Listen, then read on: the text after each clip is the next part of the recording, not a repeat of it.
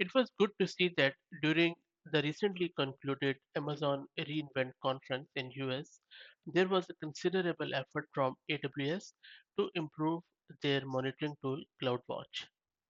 They have added quite a lot of features in CloudWatch, and one of my favorite was application signals in the CloudWatch.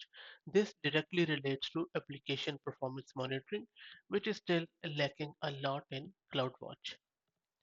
There are a lot of third-party tooling available in the market, such as New Relic, Datadog, Splunk, and a lot of other tools which provide you APM. But one of the issues with those third-party tools is that they are very expensive. So this is where CloudWatch is trying to bridge the gap with this new feature called as application signals. Application performance monitoring, or APM in short, is the practice of taking key application performance indicators to ensure system availability, improve system performance, and improve the end user experience. This is where this CloudWatch application signals helps. It is primarily a new set of features built into Amazon CloudWatch to help you speed up troubleshooting, reduce application disruption and operational costs so that your users will get the best experience out of your applications. Application signals makes it very easy to automatically instrument your application to collect new standard application metric like request volume, latency, faults, and error. And also you can see these matrices in CloudWatch matrices and AWS extra traces with no manual effort or custom code. This application signal will discover services, API endpoints, and dependencies and makes it easy to define service level objectives so that you can better monitor the experience of your users. You can even create alarms on your SLOs or service level objectives. As soon as they get breached, you will get an alert, and that will also be visible in the dashboard in the CloudWatch. Okay, now I will drop the link to this application signals documentation in the video description so that you can read along. But let me show you how you can enable it for the EC2.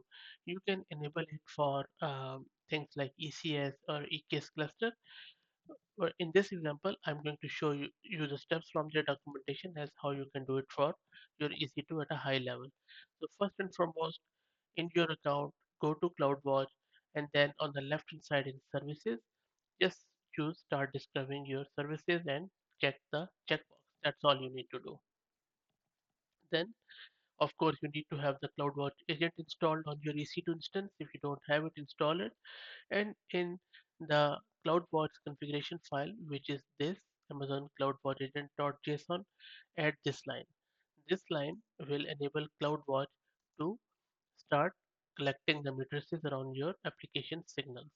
Also make sure that you bounce or restart or stop and start the CloudWatch agent so that it will be able to pick up this new configuration. Once that's done, final step, just instrument your application and start it. So the best way of doing it, download this AWS distro for OpenTelemetry Java agent and then install that agent. Once the agent is installed, then you can simply use this code with your environment, sorry, not the code, environment variable, and start your application. Once you start your Java application with these environment variable, which are pointing to your telemetry and all that stuff, you should be good to go, and then your application will start sending all of those matrices back to the CloudWatch console. And this is how it looks like in the console once everything is configured. This image is from a blog post from AWS, and I will also drop the link to that in video's description so that you can further along. But if you look at this image, you will see that how comprehensive that is. You can drill down, you can click on any service and then start diving deeper into assessing the health of the service in a new unified view. You can see which service operations have SLOs, and each service operation that you don't yet have an SLO will display a create SLO button that you can use to create the new SLO, as you can see here with the wet services. If I make it a bit bigger, this is the one I'm talking about.